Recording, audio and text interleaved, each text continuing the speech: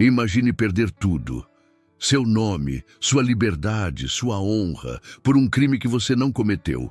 Imagine o silêncio de Deus ecoando mais alto que os gritos em sua própria mente. É nesse lugar, um buraco de desespero que chamam de cela, que a história de hoje começa. Não é uma história sobre justiça humana, mas sobre um tipo diferente de resgate. Um milagre silencioso que aconteceu quando um homem, abandonado por todos, começou a sussurrar as palavras de uma oração antiga.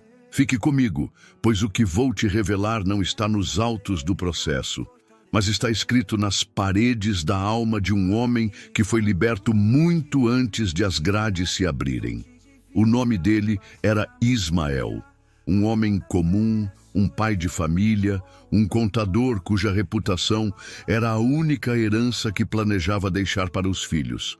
Mas a ganância de um sócio o arrastou para o centro de uma fraude que ele não cometeu. As provas, forjadas com uma precisão diabólica, apontavam todas para ele. O martelo do juiz soou como o prego final em seu caixão, e o mundo de Ismael desabou. Os primeiros meses na prisão foram um borrão de raiva e negação. Ele gritava para as paredes, questionava a Deus com uma fúria que nunca soube que possuía. Ele estava no que o salmista Davi chamaria de um poço de destruição, um charco de lodo. Cada dia ele afundava um pouco mais na lama da desesperança, sentindo o abandono como um frio que penetrava seus ossos. As orações de Ismael tinham se tornado secas, repetitivas, quase um insulto. Tira-me daqui, Deus. Onde estás? Eram exigências, não súplicas. Mas em uma tarde cinzenta, algo quebrou a rotina. Um guarda, um senhor prestes a se aposentar e que raramente falava, deixou cair um fragmento de papel. Era uma página arrancada de uma Bíblia velha, gasta pelo tempo e pelas mãos de incontáveis homens desesperados. Nela, o Salmo 40. Ismael quase o descartou. Que adiantaria mais palavras vazias, mas algo o fez ler. E a primeira linha o atingiu como um trovão silencioso. Depus toda a minha esperança no Senhor. Ele se inclinou para mim e ouviu o meu clamor. Esperança, paciência, eram palavras que ele havia esquecido. Ele não tinha depositado esperança. Ele tinha feito exigências. Ele não tinha esperado com paciência. Ele havia se debatido com fúria. Naquela noite, pela primeira vez em muito tempo, Ismael não gritou. Ele sussurrou. Ele sussurrou aquelas palavras para a escuridão, para o teto mofado, para o silêncio que antes o aterrorizava. Ele não pediu para sair. Ele pediu para conseguir esperar. Foi o início de uma transformação que ninguém, nem os guardas, nem os outros prisioneiros poderia ver. O Salmo 40 se tornou o roteiro de sua sobrevivência. Ele o lia até que as palavras se gravassem em sua mente. Quando a amargura vinha, ele se forçava a lembrar do versículo 2. Tirou-me de um poço de destruição, de um atoleiro de lama. Pôs os meus pés sobre uma rocha e firmou-me os passos. Ele ainda estava na cela, o chão ainda era de concreto frio, mas em sua mente ele começou a sentir a rocha firme sob seus pés. Ele começou a ver a prisão não como seu túmulo, mas como um lugar de espera, uma espera ativa. Ele parou de lutar contra as grades e começou a lutar contra o desespero dentro de si. Os outros prisioneiros notaram a mudança. O homem raivoso e quebrado deu lugar a uma presença calma, quase enigmática. Ele não pregava, não falava muito, mas havia uma paz nele que era desconcertante. E ele continuava a sussurrar dia e noite a sua oração secreta. Ele meditava no versículo 5. Muitas são, Senhor Deus meu, as maravilhas que tens operado, e também os teus desígnios para conosco. Ninguém há que se possa comparar a ti. Ele começou a procurar por pequenas maravilhas.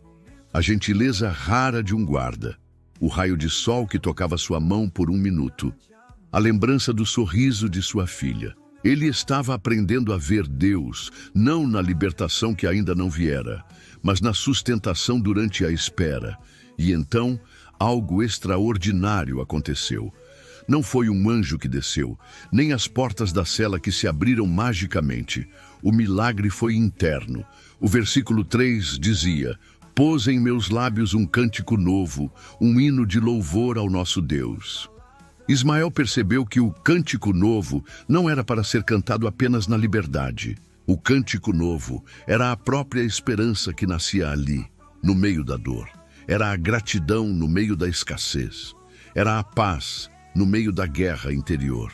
Ele começou a escrever cartas para sua família, não mais cheias de raiva e desespero, mas de amor, saudade e uma esperança inabalável de que a verdade, um dia, viria à luz. Ele estava, de fato, com os pés sobre a rocha. 1 ano se passou, 2 anos, 3. O mundo lá fora continuava, e para a justiça humana, o caso Ismael estava encerrado. Mas para Deus, o tempo opera de forma diferente. Em uma cidade distante, o ex-sócio de Ismael, o homem que o traiu, vivia uma vida de luxo construída sobre a ruína de outro. Mas o dinheiro não comprou a paz. O rosto de Ismael o assombrava em seus sonhos. O peso da culpa se tornou uma doença, corroendo-o por dentro. Numa manhã de terça-feira, sem aviso, o advogado de Ismael apareceu. Ele segurava uma carta, uma confissão. O ex-sócio, incapaz de suportar mais o fardo, havia confessado tudo, cada detalhe da fraude. Ismael seria livre.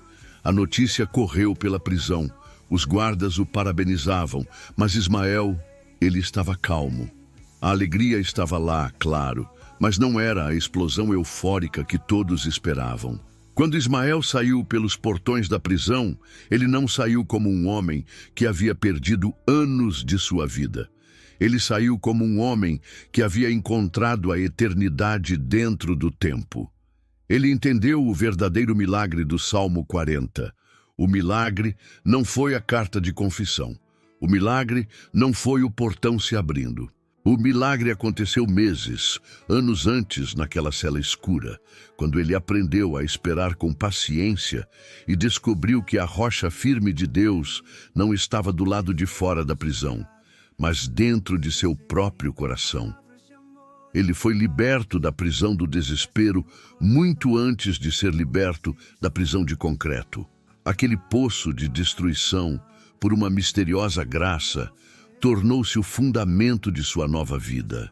O cântico novo não era apenas sobre sua liberdade, mas sobre a beleza terrível e transformadora de ter esperado naquele que ouve o clamor dos que estão no fundo do poço. A história de Ismael talvez nunca seja contada em um tribunal, mas ela ecoa na alma de cada um que já se sentiu preso, esquecido, esperando por um resgate que parecia nunca chegar. Qual é o charco de lodo em que você se encontra agora? Uma doença? Uma crise financeira? Um coração partido? Se esta história tocou o seu coração, saiba que não foi por acaso. É um sinal para você. Um lembrete para depositar sua esperança, para esperar com paciência, pois ele se inclina para ouvir o seu clamor. Já viveu algo parecido com isso? Compartilhe sua história nos comentários, pois seu testemunho pode ser a rocha para outra pessoa. E se você acredita no poder da paciência e da esperança para encontrar luz nos lugares mais escuros, inscreva-se no nosso canal. Juntos, continuaremos a decifrar as orações que transformam vidas.